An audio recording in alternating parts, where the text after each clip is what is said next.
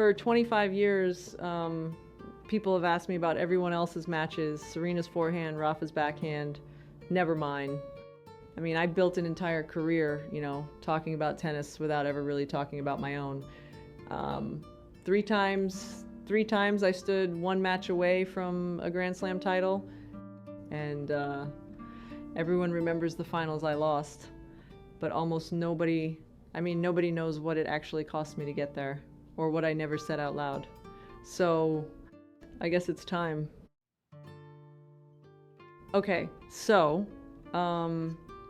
let me start with the first one, because this is the one that set the tone for everything else. Australian Open 1990, my first Grand Slam final ever. I mean, I was 18 years old, and I remember just being so happy to be there. Steffi Graf was across the net, and I was actually winning. I was up 4-1 in the second set. 4-1, I remember thinking, okay, this is really happening, and then, I don't know, something just slipped.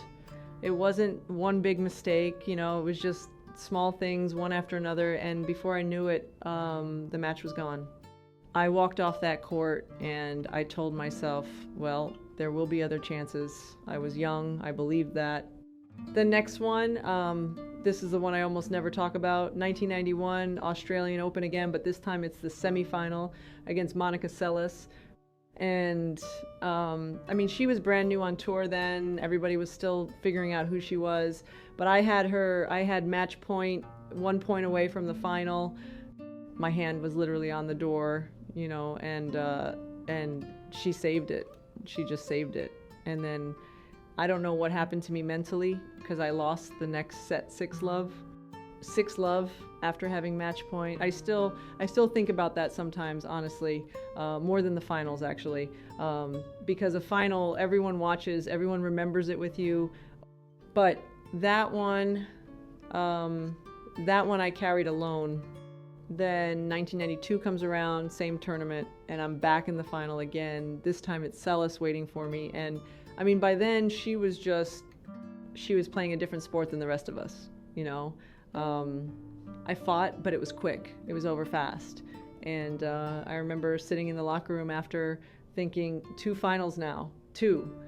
And I still have nothing to show for it.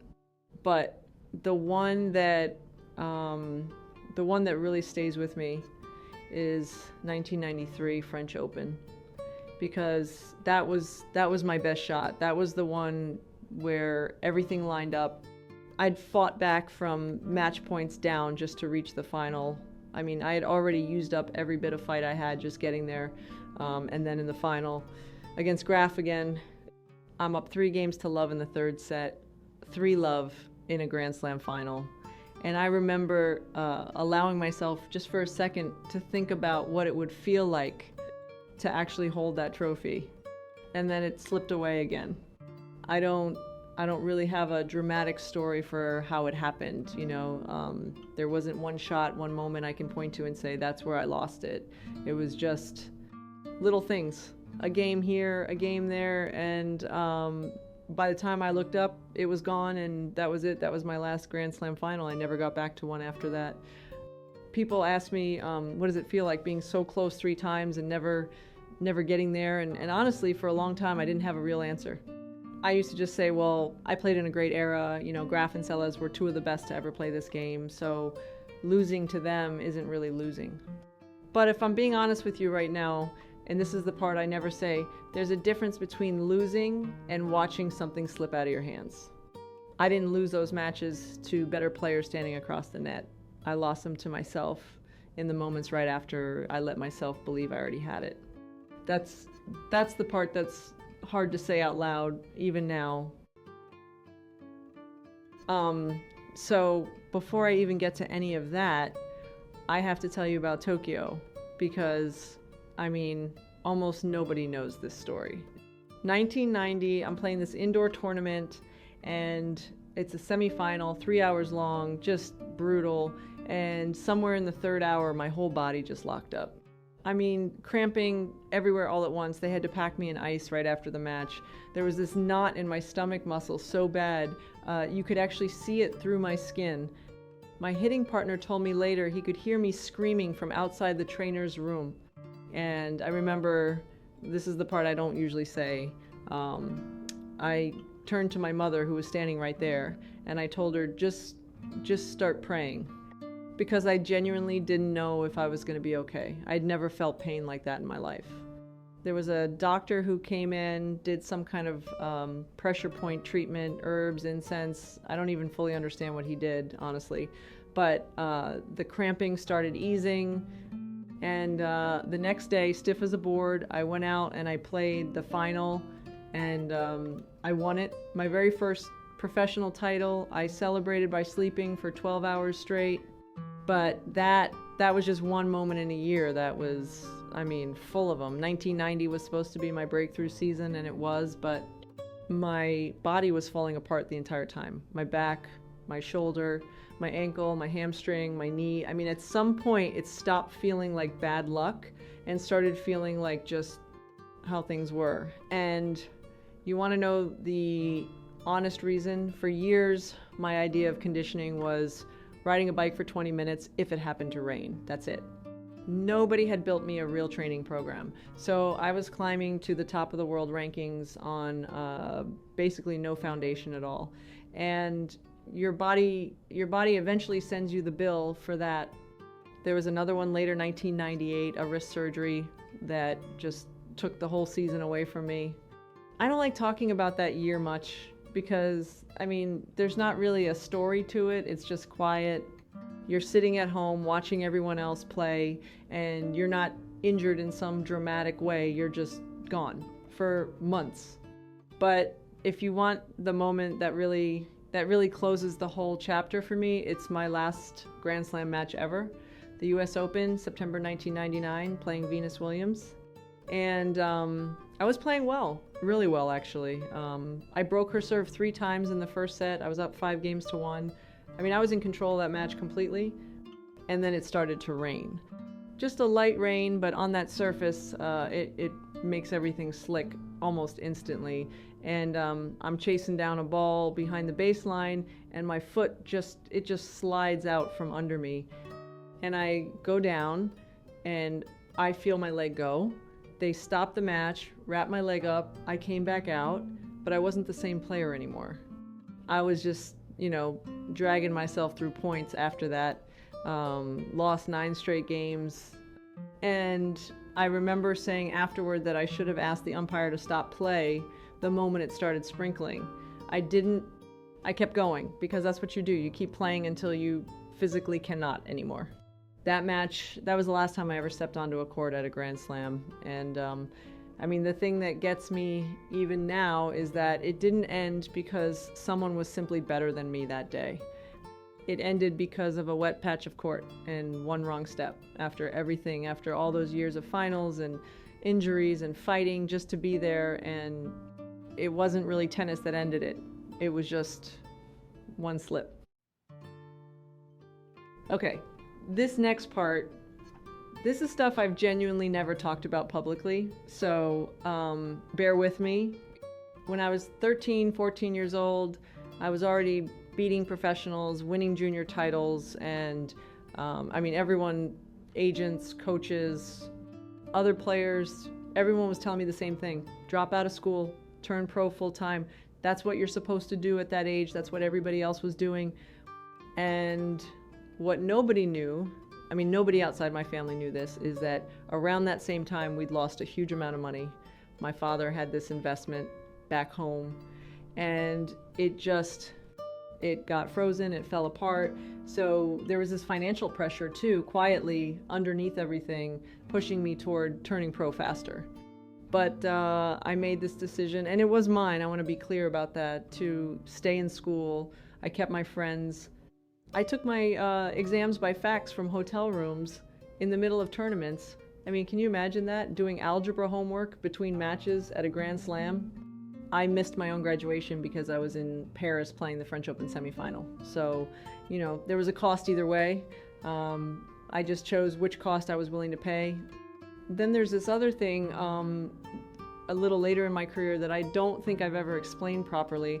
There was a moment where my whole team changed overnight, basically. My father, he had this relationship with a very well-known agent, and there was this deal made very quickly to move my entire management over to him. And I found out I was suddenly caught between my father's decision and my coach, the person who'd actually built me into a top player, whose whole future with me was suddenly uncertain because of it. I didn't have much say in it, honestly. I was young, and it was happening around me more than it was happening with me, if that makes sense. But the one that actually hurt the most, this one is hard to even say out loud, happened years after I'd already retired. 2003, I'm doing television now, I've built this whole second career, and then out of nowhere my name shows up in this huge doping story. Some old government file gets leaked and suddenly there's my name next to actual banned substances, like I'd been hiding something for years. And I remember just sitting there thinking, wait, what is happening right now? Because the real story was so simple. I'd had a cold months before the Olympics, took normal cold medicine, and yes, there was a trace of something in an old test, but I'd been retested 3 weeks before I even competed and twice after, and every single one came back clean. That part never made the headlines though. Just my name next to the word doping did. So I had to go out publicly and explain myself for something that happened years earlier over a cold. I mean, I hadn't touched a tennis ball professionally in 3 years at that point, and I still had to defend my name like I was on trial. That one still bothers me more than almost anything that happened on the court, honestly. Because at least on the court, when something went wrong, it was mine. It was my hands, my legs, my mistake. This one wasn't even that. This one was just my name caught in something I never saw coming. So after I retired, I thought, okay, that chapter's closed. Now I get to just watch from the outside. But then years later, I ended up captaining the national team. And I mean, funny enough, the same story just found me again. We reached the final twice, actually, in my first 2 years leading that team. And both times we didn't win it. So even there, you know, even as a captain instead of a player, I was still standing right next to the trophy, just not holding it. And for a long time, I didn't really know what to do with that.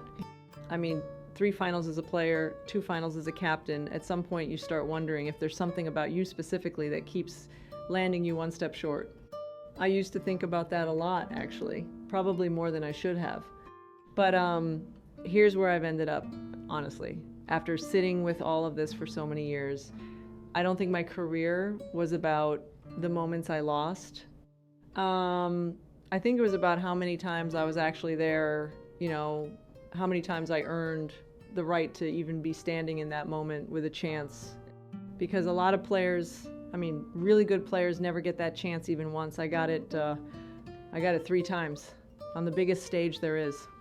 And yes, I let it slip 3 times too, but I showed up. Every single time I showed up. I think for years I told this story to myself as a story about failure.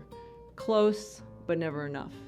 And I don't really see it that way anymore, if I'm being honest with you. I see a 19-year-old who had 4 games to 1 and just didn't know yet how to close it out. I see a young woman with match point in her hand, learning in real time what it feels like to have something and then not have it. I see myself getting up again and again after every single one of those moments, the losses, the injuries, that scandal that had nothing to do with who I actually was, and just continuing anyway. I never got the trophy. I have to say that plainly, because that's the truth, and I'm not going to dress it up. But I got something else out of all of it, something I don't think I understood until much later. I got a whole career's worth of proof that I could lose the biggest moments of my life in front of everyone and still walk back out onto that court the next time. So when people ask me now, you know, what do you actually feel when you look back at all of it? I don't feel regret, not really. I feel like someone who was close enough, often enough, to know exactly what it costs to chase something all the way to the edge. And I think that's enough. I really do.